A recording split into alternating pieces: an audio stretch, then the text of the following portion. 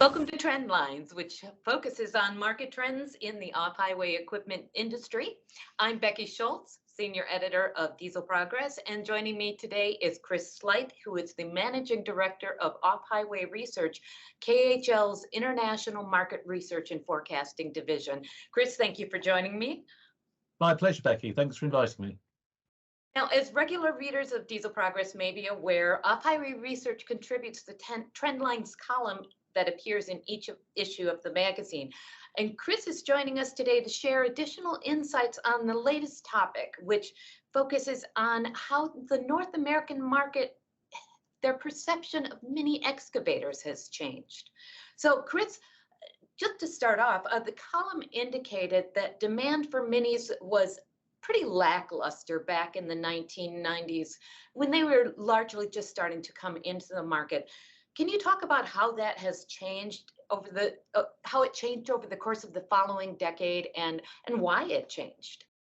Yeah, so if you go back to the 1990s, as you rightly said, Becky, there was next to no market for mini excavators in North America. I mean, 4,000 or 5,000 machines in a year was a really good year, but that has changed quite quickly.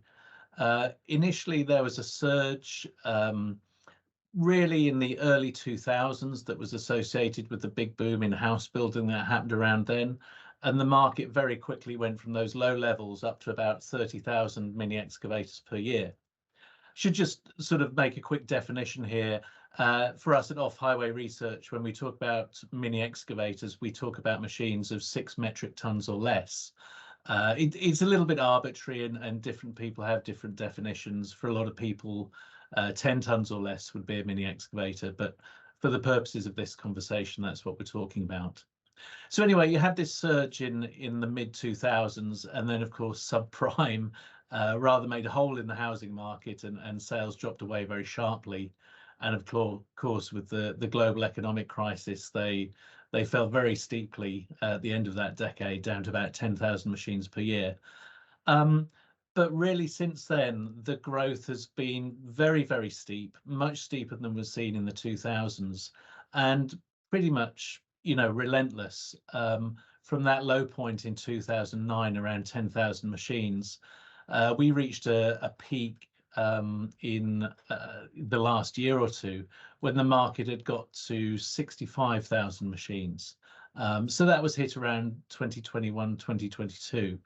But I mean, the point is really since then, the market has shot up to levels that were really couldn't have been foreseen 10 or certainly not 20 years ago. Let's dive into that a little bit more. Can you talk about, I mean, obviously home building, the surge in home building was a significant factor. Is that really the largest reason that we saw such a dramatic increase in the popularity of these machines? I think certainly when you look at residential construction and you look at what happens in the mini excavator market, those two lines do track very, very closely, and you do see the same kind of ups and downs.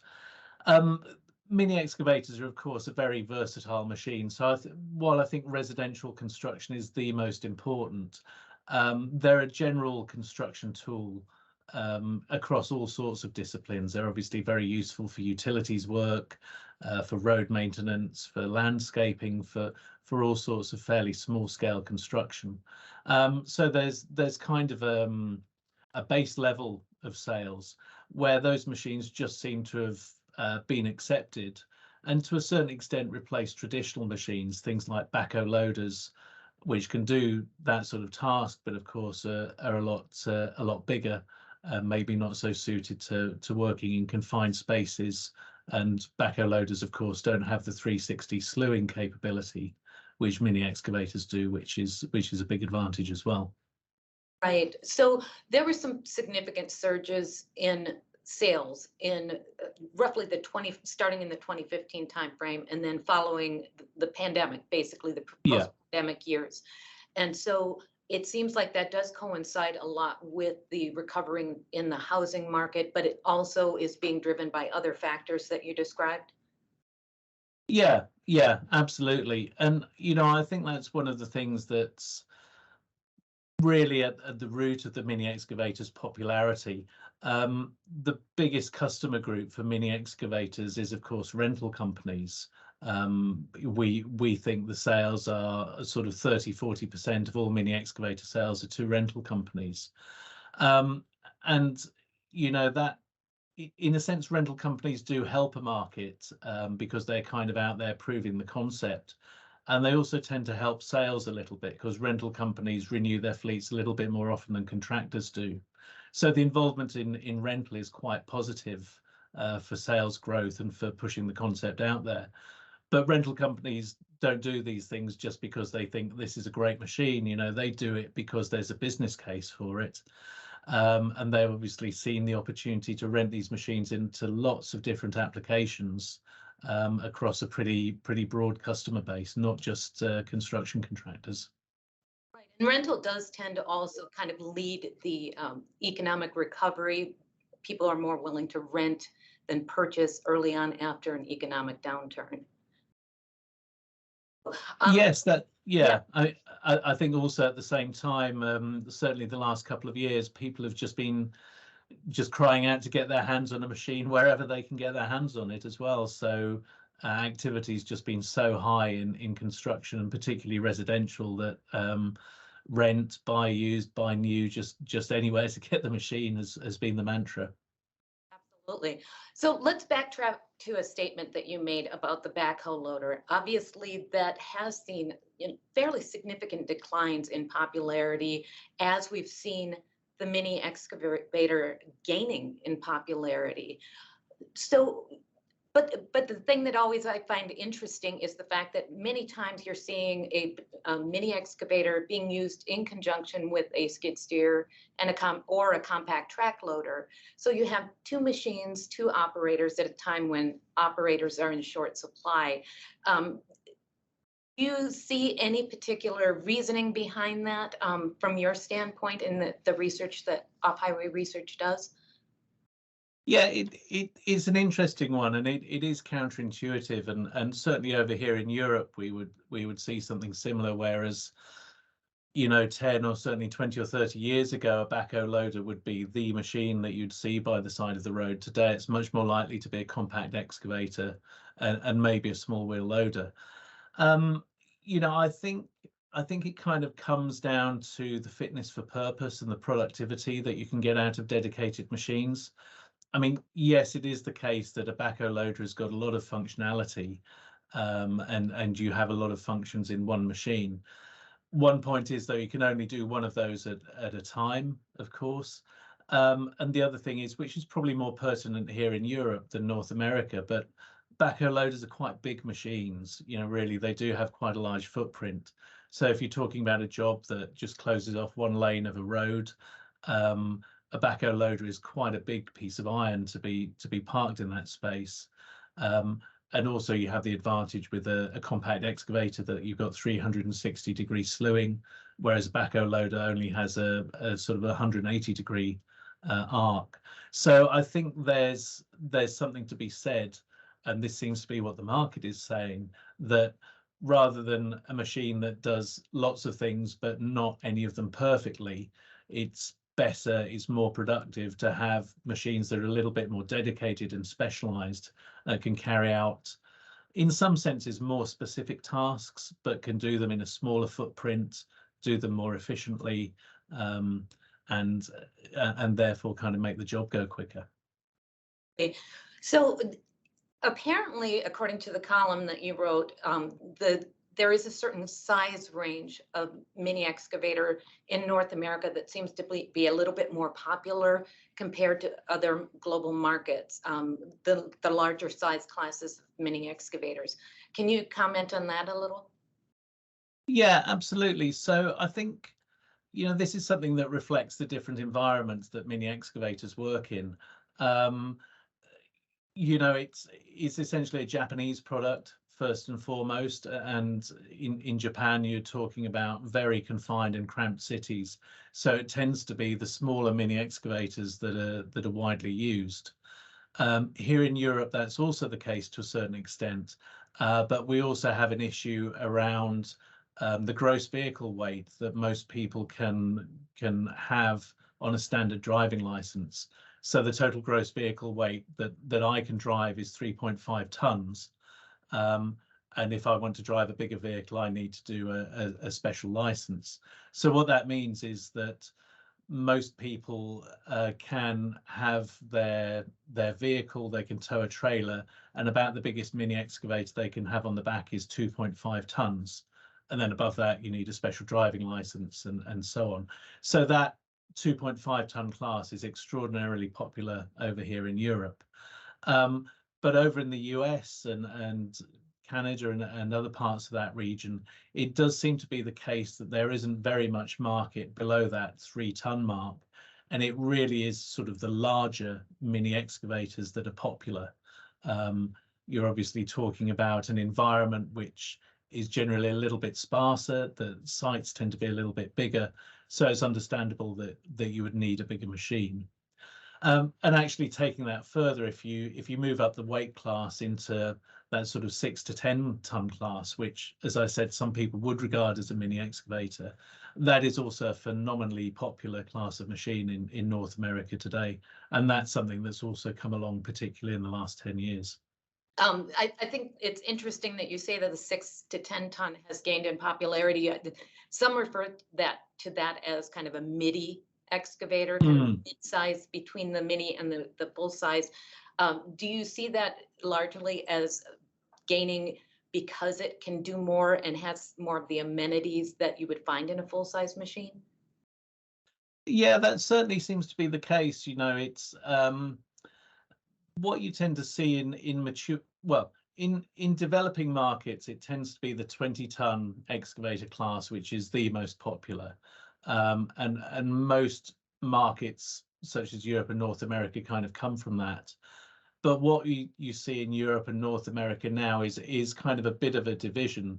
That 20-ton class is still very important, but that, you know, midi class 6 to 10, 6 to 12 tons has suddenly blossomed. I say suddenly again, suddenly in construction equipment terms, 20 years or something.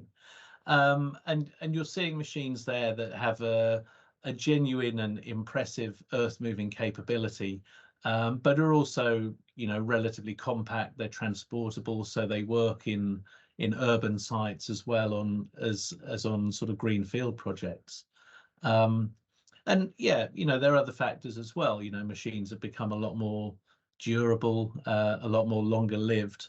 And that again has been an important factor in these compact equipment classes. You know, they're seen as more serious machines rather than, you know, a little bit throwaway, which maybe they were seen as in the past.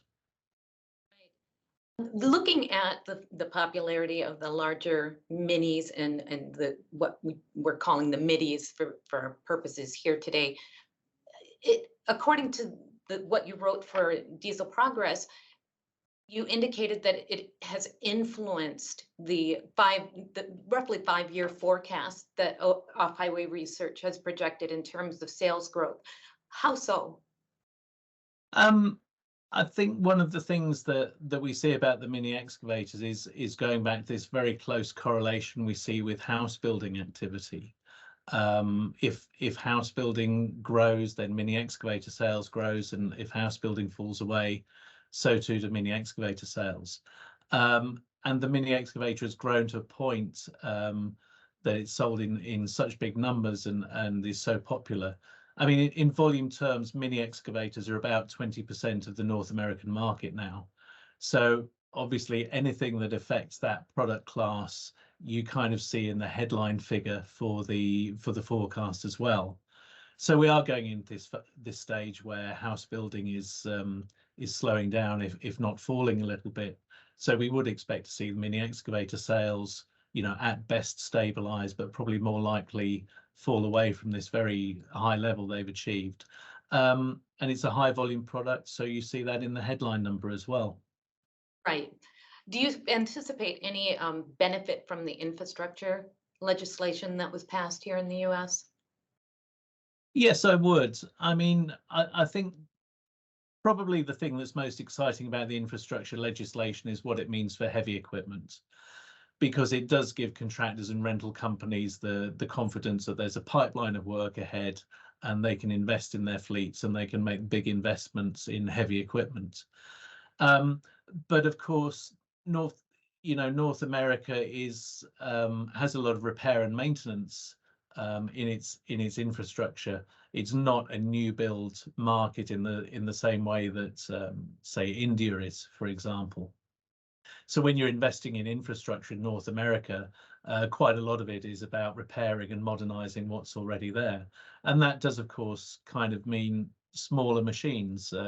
So it, yeah, is very relevant for these, I would say the sort of the bigger mini excavators, this sort of 3-4 ton and above, up to 10-12 ton class. Great. We've covered a lot of ground, Chris. Is there anything else that you have to share about the mini excavator market here in North America, or have we pretty much covered it? I think we pretty much covered it. I mean, I think the only thing I would add is that this popularity in mini excavators is not just a North American phenomenon. They have become very popular machines here in Europe. They're the highest volume machine here in Europe. But they're also gaining quite a lot of popularity in emerging markets.